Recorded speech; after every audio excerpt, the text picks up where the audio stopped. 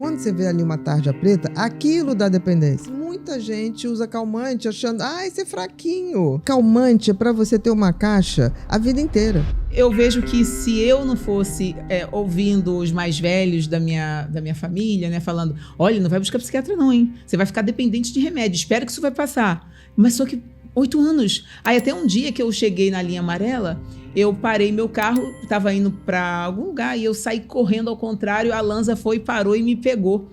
Porque eu iria ser atropelada. Eu falei, gente, realmente eu tô doente. Eu não posso fazer isso mais comigo. É um desespero, né? Na realidade, você ali chegou num nível de desespero que morrer era lucro. O teu cérebro. Sim. Né? Porque a tristeza, a depressão... Ela dói demais. E o cérebro não suporta muito. Dor. Porque é uma coisa assim, é uma avalanche de pensamento negativo, uma desesperança. Você não consegue exercer a sua humanidade na depressão. Então, assim, esse preconceito, vai procurar psiquiatra, vai ficar dependente de remédio. Ainda tem isso, sabia? Eu vejo isso muito no popular. Eu acho que diminuiu muito, porque a gente deixa muito claro que o que dá dependência não é antidepressivo, é calmante.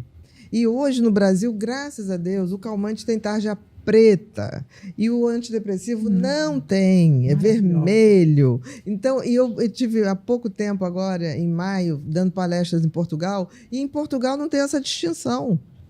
Ainda o que dá dependência, com o calmante que dá dependência e o antidepressivo que não dá dependência e trata a depressão, é igual. Eles ficaram assim, eu falei, gente, jura que aqui não tem a tarja? Não, não tem a tarja. No Brasil tem. Então, quando você vê ali uma tarja preta, aquilo dá dependência. E eu acho engraçado que muita gente usa calmante achando, esse é fraquinho.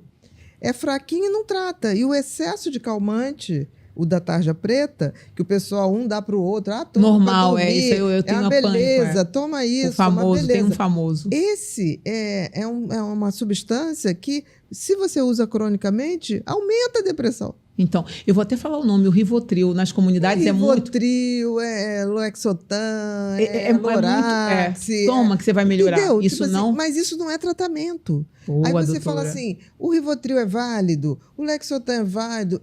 Mas calmante é para você ter uma caixa a vida inteira. Porque é por uma questão assim... sei lá, uma coisa absurda aconteceu na sua vida, um trauma, e aí você usa ali 2, 3 dias, acabou. Não é tratamento, é alívio de dor absoluta. Por exemplo, uma das únicas vezes que eu passei calmante para uma mulher foi uma mulher que chegou no meu consultório, ela perdeu os 2 filhos em 15 dias. Nossa, por tragédias. Tragédia máxima. Por tragédia. Assim, um de acidente e o outro andando de bicicleta. Meu Deus. Aí você faz o quê? Eu tenho que anestesiar essa pessoa, porque é uma dor inimaginável. Mas eu não vou tratá-la anestesiando o tempo todo. Era aquele momento de dor absoluta. Eu não sabia nem o que dizer para aquela mulher. Quantas pessoas hoje estão assistindo a gente deitadas, às vezes a vida toda, né? Eu acho que a minha avó nunca se cuidou. Uma mulher incrível. Ela morreu com muita depressão. E eu penso assim, para essas pessoas que ainda não se ligaram, igual eu tive esse... Eu acho que foi o de repente de Deus. Eu acredito no de repente de Deus, sabe, doutora? Porque, assim, antes a gente tinha essa tradição do que a avó dizia, do que a mãe dizia. Muito. Mas a gente não precisa disso. Às vezes, os nossos pais tiveram menos oportunidade de ter acesso ao conhecimento. Maravilhoso. Então, nós temos que ser propagador de conhecimentos daqui para frente. Eles não sabiam. Busca quando que você encontra, tem saída. Vai no psiquiatra. Tem que ir. Busca um psiquiatra, como qualquer outro, que seja humano, que olhe você. Aí, foi muito bom você falar isso. Aí eu tive o primeiro psiquiatra, que era uma pessoa muito distante.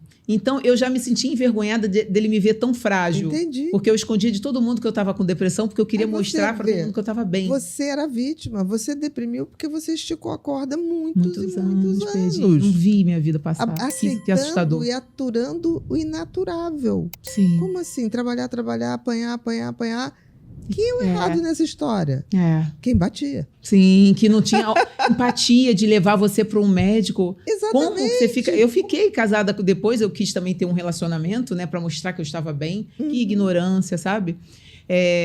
E aí essa pessoa me via sofrer, levava meu café na cama, não deixava... Nenhum familiar estava bom para mim, todo mundo era falso, que estava com interesse. Né? Isola a pessoa. Totalmente isolada, adoecida, sem ter noção de nada, de informação. Televisão eu não assistia, doutora. Tem muita gente passando por isso. Quem tem TDAH não deixa de ser TDAH. O TDAH é um transtorno do neurodesenvolvimento. Isso significa que é um jeito de funcionamento cerebral, que é seu e é único. Então, você sempre terá TDAH. Agora, ele pode nunca te deixar na mão. Esse cérebro pode ser transformado de tal maneira que você só vai lidar com o que tem de bom. Não fique com essa questão de tipo assim, eu nunca vou conseguir. Vai conseguir, porque a gente está disponibilizando nesse curso todas as condições, as tecnologias mais avançadas, os remédios, tudo que vão te favorecer. Vai precisar de remédio? Talvez não. Agora, esteja disposto a se transformar e fazer de você a melhor versão de você de todos os tempos. Vamos juntos nessa jornada de autodescoberta? Faça sua inscrição